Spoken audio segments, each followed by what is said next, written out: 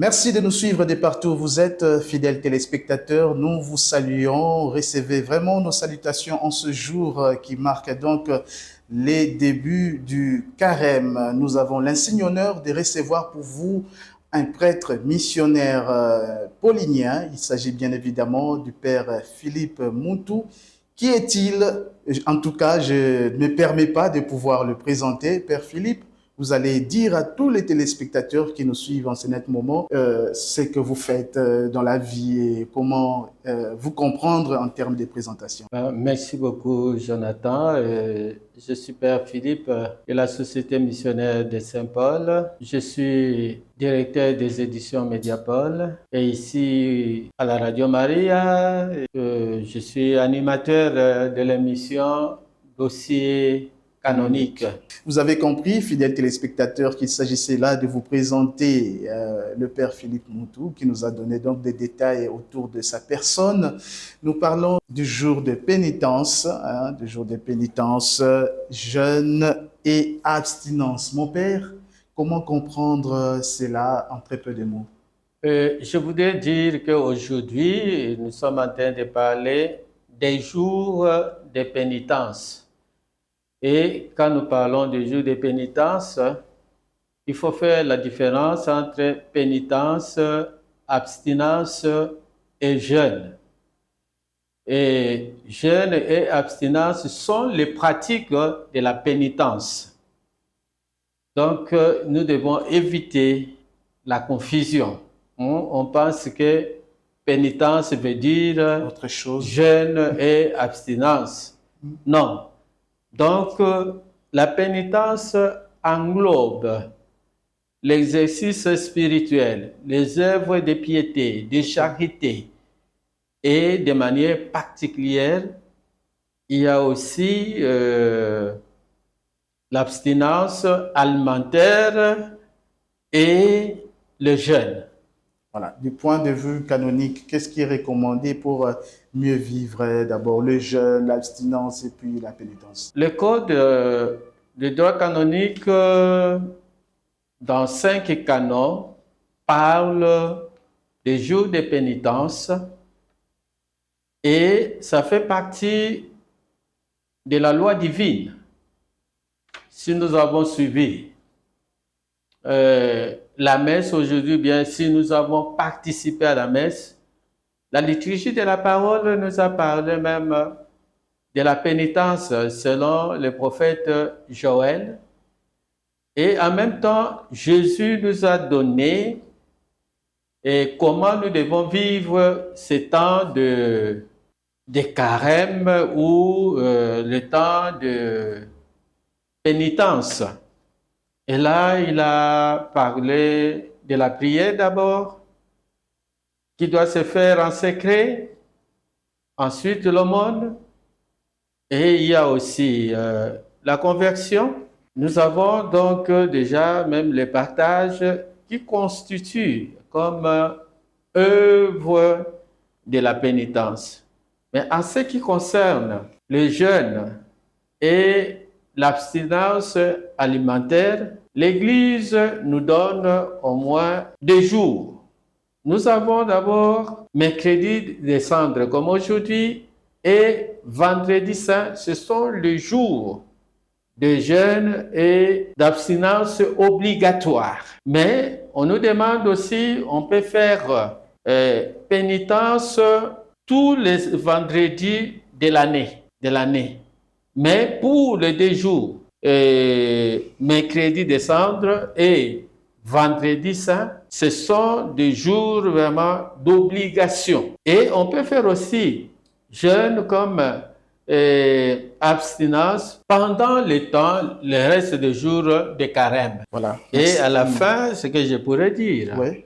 Si je peux aller très loin, on nous donne aussi qui sont les sujets, ou bien qui sont tenus à faire pénitence, jeûne ou abstinence. On nous dit il faut que ce soit les chrétiens qui ont atteint l'âge de 14 ans. Là, c'est pour l'abstinence. Mais pour les jeunes, à partir de 18 ans jusqu'à 59 ans, les chrétiens catholiques sont obligés de jeûner et de s'abstenir les mercredis des cendres et vendredi saint. Très bien. Mon père, vous avez précisé une chose très importante en disant que, s'agissant du jeûne, alors l'âge varie donc il faut aller jusqu'à 59 ans. Comment vous interprétez ce problème des personnes qui souffrent, voilà, des personnes qui souffrent, mais qui sont contraints, peut-être pour des raisons, des prières, de jeûner aussi. Non, et je pense que notre Église est tellement si souple, elle est mère. Il y a aussi la tendresse. Au niveau des pratiques, quand quelqu'un est malade, nous savons souvent, avant la prise des médicaments, les médecins exigent de prendre quelque chose, de manger.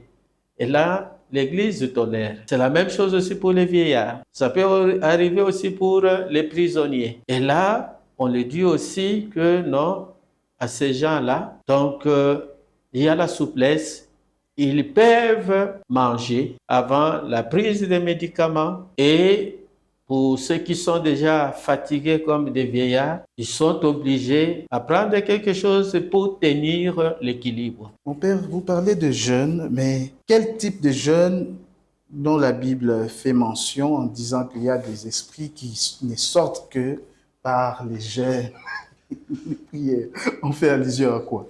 Bon, moi, je suis canoniste, hein, je vois, donc il y a divers types de jeûnes. Pour moi, parfois, en tant que canoniste, je voudrais respecter ce que l'Église recommande.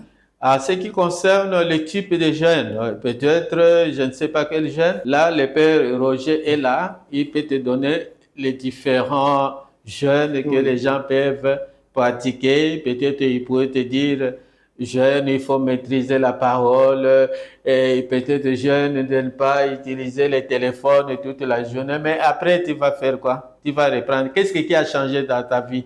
Oh, le jeûne qui tient bon, c'est ce jeûne qui t'envoie directement à la conversion, que tu puisses changer ta façon de vivre, tes relations avec le Seigneur, tes relations avec les prochains. Quand il y a ces changements-là et que tu entres en contact avec le Seigneur, avec les prochains, et tu pratiques aussi donc le partage pour abandonner l'égoïsme.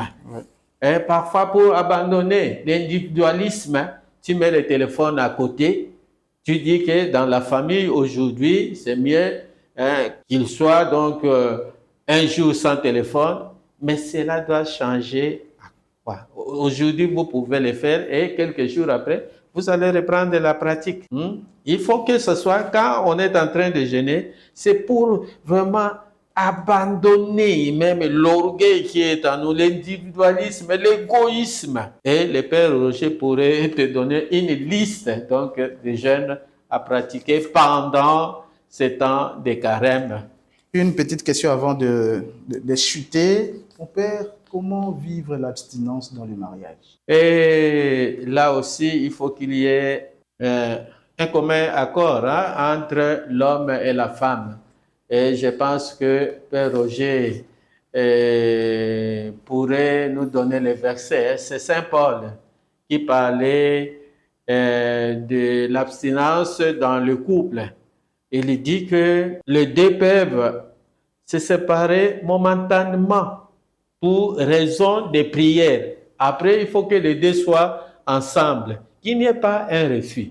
Et surtout là aussi, il ne faut pas imposer au conjoint ou bien à la conjointe, oh non, voilà, aujourd'hui c'est mercredi, descendre, ou bien bon, c'est vendredi, c'est bien, ou bien pendant le temps de carême, il n'y a plus des relations intimes. Et là, il faut que ce soit d'un commun accord, pas une partie qui impose l'autre. Très bien. Mon Père, nous vous accordons une minute. Vous allez parler à tous ces téléspectateurs qui nous ont suivis du début. Ils ont cheminé avec nous jusqu'à la fin. Un message qui nous lance au carême, ce temps aussi important au sein de l'Église catholique universelle, mon Père. Nous le savons que le temps de carême, c'est le temps de conversion. Et nous commençons ce temps, c'est nous voulons aller accompagner le Christ au désert. Et pas seulement nous limiter au désert, jusqu'au calvaire, pour que nous puissions ressusciter ensemble avec lui. Or, nous le savons que ce temps de carême, c'est un temps favorable. C'est le temps de combat spirituel. Donc, nous allons marcher ensemble avec le Christ. Et comment? Donc, on nous donne aussi les instruments pour que nous soyons vainqueurs. Et quels sont ces instruments? Nous avons la pénitence et dans la pénitence, nous allons pratiquer l'abstinence et le jeûne. Voilà, ce sont vraiment des instruments forts si nous voulons gagner ces combats contre Satan. Fidèles téléspectateurs, vous avez suivi, j'espère que vous avez aimé. Vous étiez des milliers à être vraiment branchés en ce moment pour nous suivre à travers ce magazine Likanisi Nzenga. Nous sommes arrivés à la fin de l'émission.